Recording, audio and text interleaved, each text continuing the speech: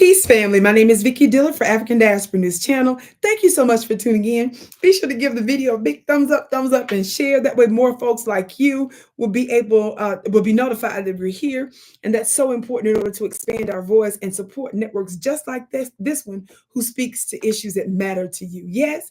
Also, family, don't forget to be sure to download our app. Okay, I think you're gonna love it. Family, you all know that I do quite a bit of coverage when I can on the glorious, beautiful nation of Eritrea.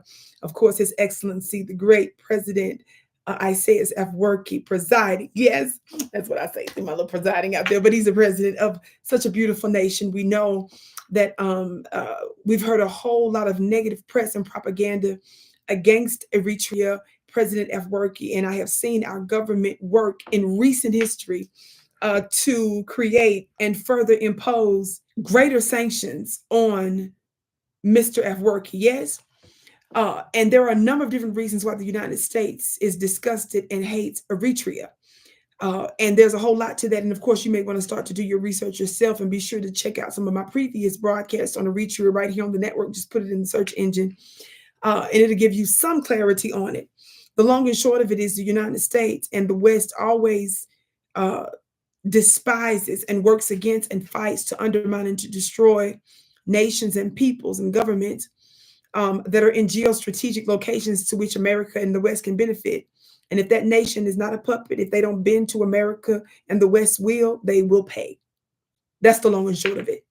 And when I saw how many decades the United States government and the West fought against them, and when I began to look at the mess making they were made in terms of being responsible for escalating war and creating tensions inside the nation and with their now neighbors in Ethiopia and so forth, that's when I knew it's something else to this. So for geostrategic reasons and a bunch of other historical reasons, which I won't get in at this point, is the reason why they have been, unfortunately, a target of this government for so many decades. But they are standing strong. And after so many years, long before we heard about some of the attentions that's happening in some other parts of the world, Eritrea was standing, a small nation that got very little to no attention in mainstream media here in the United States, and I dare say in many other parts of the world. And to the degree that there were little bits that was seeded in certain parts of the world about the country, it was always negative, and it was always propagandistic, and it was also never within context. And we certainly didn't hear the side of the Eritrean people. Well, beloved, after so many years, we're seeing other nations like Russia, and in this instance today, China, who actually did this reception sometime back in receiving the great President Afwerki and his nation, Eritrea, in terms of honoring him, them, and their stance against Western hegemony. Watch this clip. 东门外广场举行仪式，欢迎厄立特里亚国总统伊萨亚斯·阿费沃基对我国进行国事访问。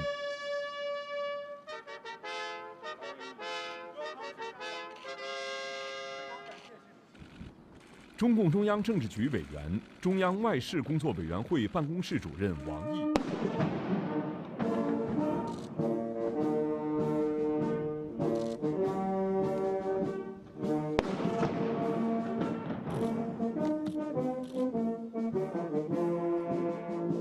军乐团奏鄂中两国国歌，鸣礼炮21响。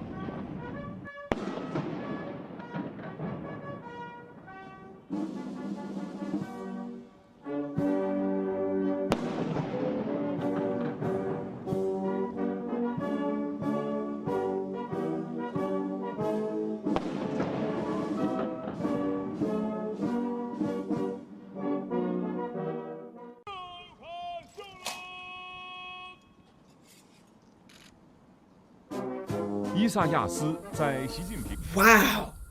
For this time, I'm going to try not to get emotional like I did when I did my broadcast here on the reception, the wonderful reception that the Russians gave to President Afwerki some months back.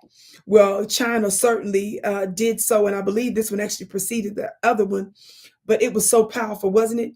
And I want you to consider how diplomatic relations are done. Everything means something. And how many of you all recall the broadcast that I did here on the network where I showed how China received the United States Secretary of State Antony Blinken with a low-level staff, a singular low-level staff. It was other people that was around, but there was mostly security and UN staff. But from my research, it was one singular low-level staff member that, who knows if he was the janitor, nothing wrong with that, but I'm just saying it wasn't a high-level diplomat. That's for sure, or government official. And Antony Blinken got off the plane and walked down, and it was embarrassing, to say the least. And this is because the United States was sending all kinds of threats before they went to China. And the United States continued to do so and work to undermine them in more ways than one. So China sent this particular message. Notice in this instance that Mr. Afwerki was met in the Great Hall of the People, I believe it's called. President Xi himself is the one that came down to meet him. Outside, talk black to me, somebody, with an amazing, large military band and officials, top-level Chinese government officials, greeting President Afwerki and his high-level government officials joining him. What a comparison.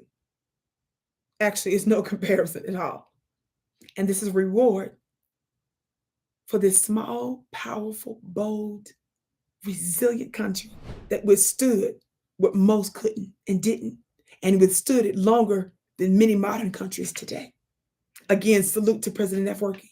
Salute to the Eritrean people in Eritrea and in the diaspora, because the Eritrean people in the diaspora, they hold it down for the country, don't they? I've met some of them. My name is Vicki Dillard, beloved. Thank you so much for tuning in. Be sure to share the broadcast, and of course, be sure to download the app for African Diaspora News Channel. And beloved, also be sure to check out my amazing website where I offer special services, spiritual services in my school that will absolutely change your life. Teachings like you've never heard before. Beloved, go to my website at VickiPlanet.com. That's VICKI Planet.com, VickiPlanet.com. I can't wait to see you again.